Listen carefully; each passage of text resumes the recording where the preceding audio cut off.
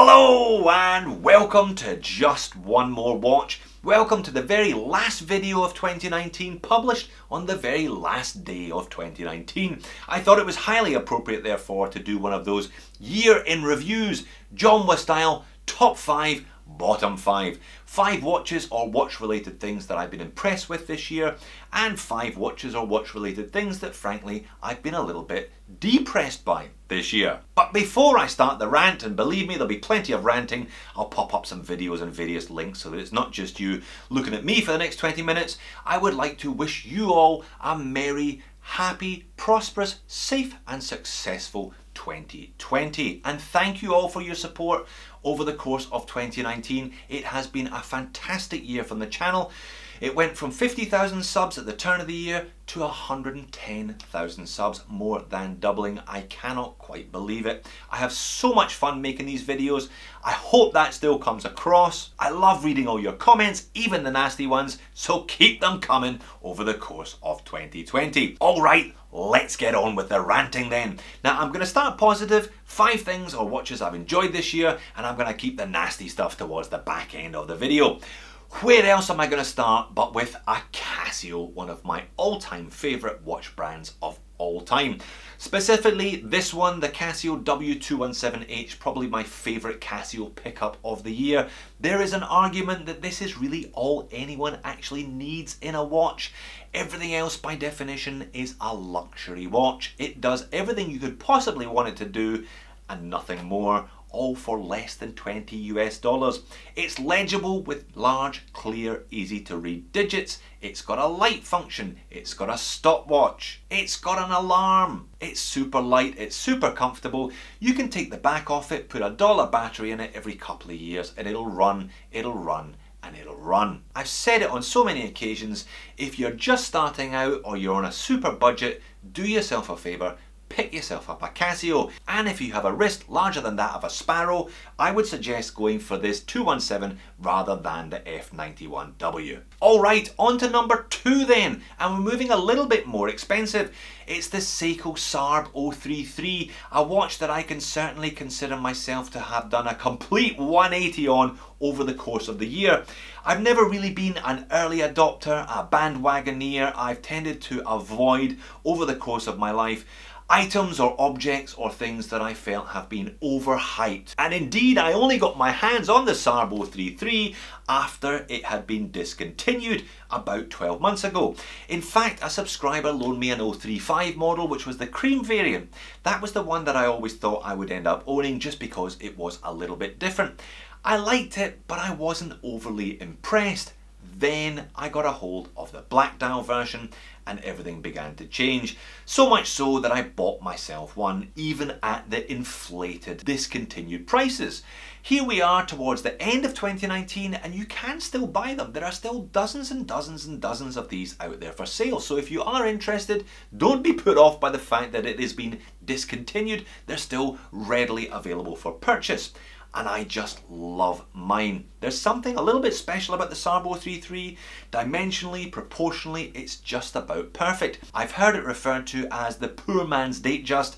Perhaps that should be the thinking man's Datejust. This really is a do-it-all watch for about a 20th of the price of a Rolex Datejust. 6-arm movement, sapphire crystal, 100 meters of water resistance, and a beautifully proportioned dial. You get it in the right light and the hands and the indices just bounce. It is a beautiful looking watch. The size isn't going to be for everybody, 38.5mm. You're going to have to get used to wearing a slightly smaller watch on your wrist, but if you're okay with that, there's a lot of value I think in these. You're just not going to get a Seiko 6-arm movement for $300 anymore. I'll talk a bit about Seiko's pricing strategy a little later on. It's not perfect, the bracelet is okay, the clasp is not really okay, and mine looks like I've been wearing it for a decade rather than a year. Those high polished surfaces do tend to pick up scratches quite easily, but I love it. I bought and sold the Seiko SARX 043 this year, keeping the 033, and that says a lot.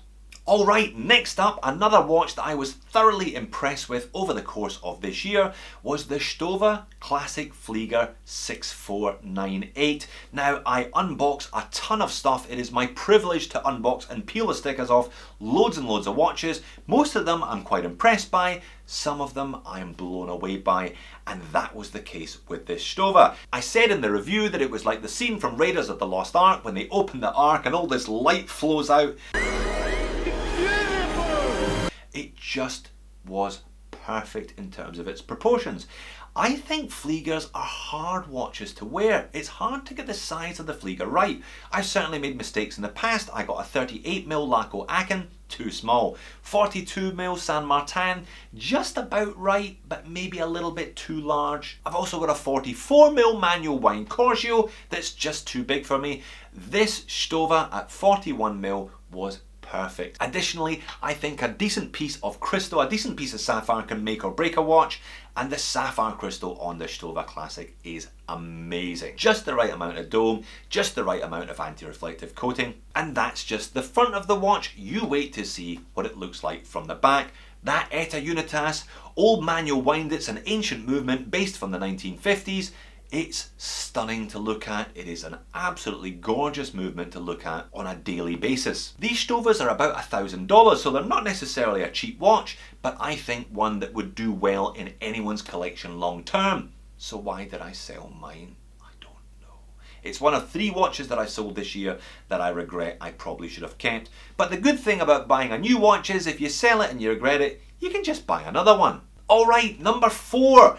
AliExpress. I have very much fallen down the AliExpress rabbit hole over the course of this year. I used to buy a ton of my Chinese specials from gearbest.com 2017-2018, but they completely dropped the ball this year. No new stock, their pricing was all over the place. Ali is the place to be. I have spent hours and hours and hours filtering, searching, looking for the latest nugget of Chinese horological gold, and I've found quite a few in the form of the L'Oreal and those 2 Paganis that I reviewed a couple of months ago. It is just incredible how much value you can get when you buy a Chinese watch direct from China through one of these websites. Now, there's a lot of shit out there. I'm not suggesting that you buy everything and anything from AliExpress, and there's a lot of stuff that is very, very badly advertised, it's misrepresented, and you really got to be careful sifting through the rubbish. But if you're prepared to dig around and do your own research and buy something from China, which you'll no doubt be waiting 3 or 4 weeks for, I think the savings are astounding. Alright, number 5. I have reviewed a number of very expensive watches over the course of this year.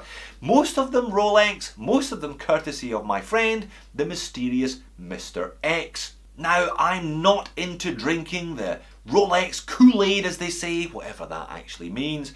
I'm not part of the Rolex fanboy club. I don't own a Rolex, and I don't really have any intention of owning a Rolex, especially considering their prices are going up by another 8% tomorrow. They really have got us over a barrel and are thoroughly taking advantage of us at the moment, aren't they? My most popular video is I'll never buy a Rolex Submariner, but if I change my mind, then the one that I'll buy is the two-tone. If you're gonna go, you may as well go all in. I've had a couple of shots of Mr. X's two-tone golden steel Submariner over the course of this year, and I must admit I've got a bit of a fondness for it. It's a real kind of baller watch. It's big, it's blingy, it's heavier because of all that gold, but I really enjoyed wearing it. If you want a watch that gives the world the middle finger, what better than a two-tone Rolex? Okay, enough positivity and happiness, on to some moans and niggles, and fittingly I'm going to start with another Rolex. As I said, I've reviewed a bunch of Mr. X's. I looked at his Air King, Deep Sea, Explorer, all nice watches. Whether they're actually worth the money that they're charging for them is another matter. But one that I was really disappointed by was the Explorer 2. Now, he bought it thinking it was going to be discontinued and would skyrocket in price.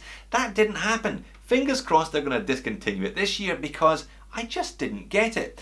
On the surface, the Explorer 2 offers plenty for your money. It's a GMT, it's got a date function. You can actually buy it without joining a 2 to 3 year queue, but it's too big. I now understand why everybody goes for the older 40mm case.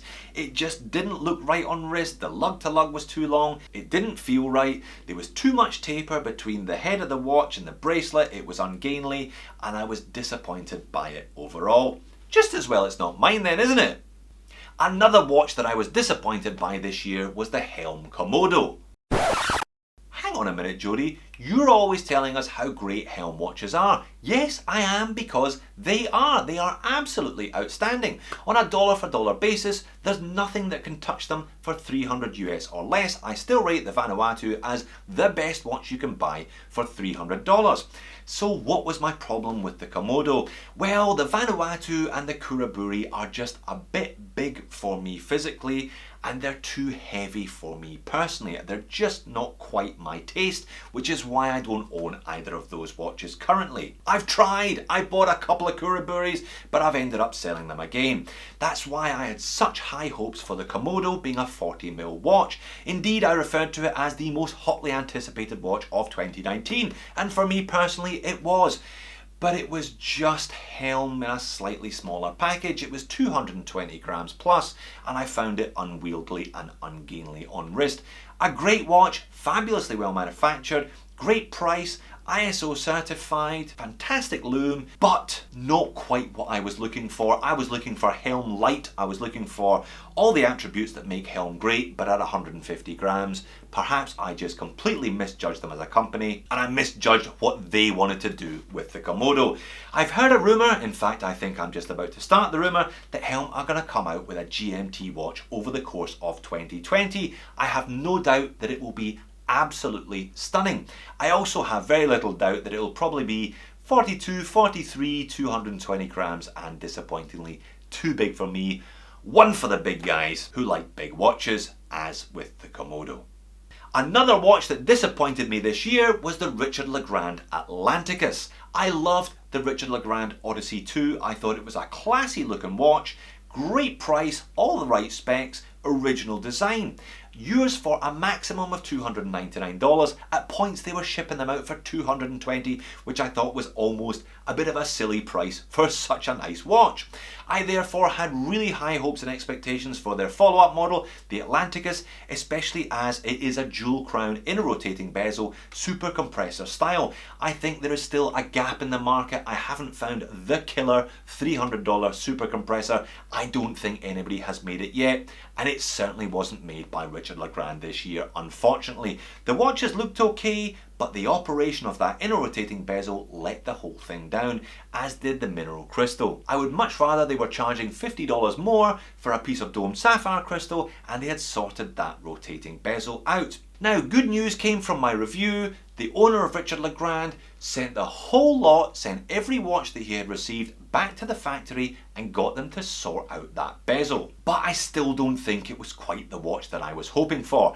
Good news though, they have done an Odyssey 3. You can expect to see a review of that next week. I dabbled with the Odyssey 3 prototype. RLG are back on form with this one, I promise you. The fourth watch that I'm going to moan about is the Vostok Komandierski. I love the Vostok Amphibia almost as much as I dislike the Vostok Komandierski, and I haven't quite worked out why. They're actually very similar. All of the quirks and idiosyncrasies that make me fall in love with the Amphibia turn me right off the Komandierski. I think I'm prepared to forgive the Amphibia because it's got a 200-meter dive watch rating, whereas the field watch style Komandierski doesn't. It doesn't have the practicality, and it has the worst pleather strap I have ever seen on any watch, and I've bought stuff from India on eBay, so I know what I'm talking about. I've had a couple of cracks at the Komandierski, and I understand that they have appeal for collectors and guys who are into those vintage Russian watches, but they're just not for me. I won't be buying a third one. And the fifth and final thing that pissed me off over the course of 2019 was Seiko discontinuing the SKX. Now, not the fact that it's discontinued per se, but it's what they brought out to replace it that I think has got my goat and a number of other people's. The SKX, legendary as it is, wasn't the best watch in the world. It was 20 odd years old. The movement in the back of it could do with an upgrade. It didn't hack, it didn't hand wind. The Jubilee bracelet was to some people's taste but not to others, and those aluminium bezel inserts looked cheap and cheesy because they were cheap and cheesy. But you could get a proper 200 meter ISO rated dive watch for just over $200 with a Seiko badge on the front of it. And now you can't. They brought out a range of 20 odd things that looked like the SKX. They gave us the movement upgrade that we were all screaming for, but it's a Seiko 5, it's only got 100 meters of water resistance, it doesn't have a screw down crown, it's not a proper dive watch therefore, and all of those different colorways mean it's veering towards fashion watch end of the spectrum, dare I say it. So who's that watch for? It's not really for us, is it? It's for people in the high street shopping malls who look in the window and say, that's a pretty colour, I want one of those please.